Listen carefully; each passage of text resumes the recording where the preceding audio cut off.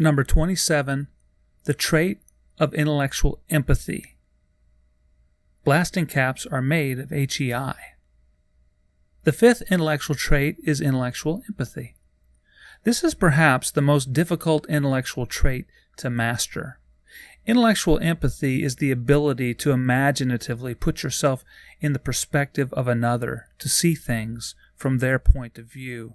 It is a way to completely understand that view and to honestly consider it. Ideally, after putting yourself in another's perspective to see things as they do, you should be able to describe their position in your own words so accurately that they would completely agree with your description. The ability to do this gives the critical thinker greater insight. It helps them to fairly consider. Fairness is another intellectual trait as well as a standard, and intellectual empathy helps you to be fair by considering their position honestly, without any distortion. It's easy to see why intellectual empathy is so useful to the critical thinker, and why it's so difficult to be empathetic. You must put aside your own ideas and biases and completely step into the world of another to see things from their point of view. As human beings, we are naturally egocentric. This trait pushes against this natural tendency. The opposite of intellectual empathy is intellectual self-centeredness. Since we all start from the self, it usually requires a little work to step away from that natural perspective, but the intellectually self-centered fail to do this most of the time. They see most everything through their own point of view.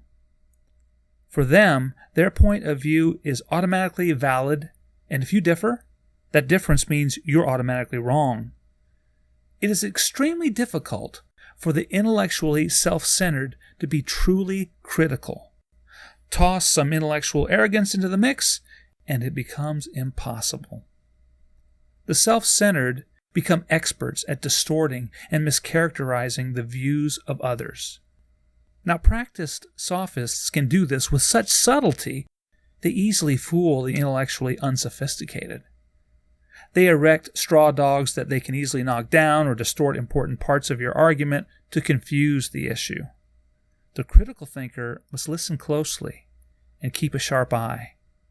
Practiced critical thinkers can usually see through this relatively easily. In fact, it's quite difficult for any sophistry to pass unnoticed by a practiced critical thinker. But since so few have acquired this skill, sophistry is often successful. It's so prevalent in our society that many mistake this counterfeit reason for the real thing.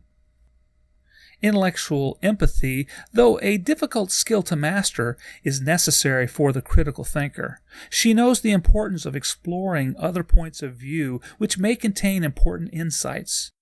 Critical thinkers are not threatened by differences in thinking.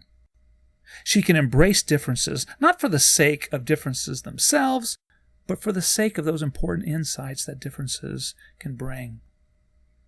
In the next presentation, number 28, I'll cover intellectual integrity.